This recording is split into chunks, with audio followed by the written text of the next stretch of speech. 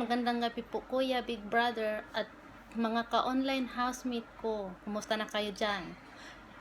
Sumali ako dito bilang online housemate.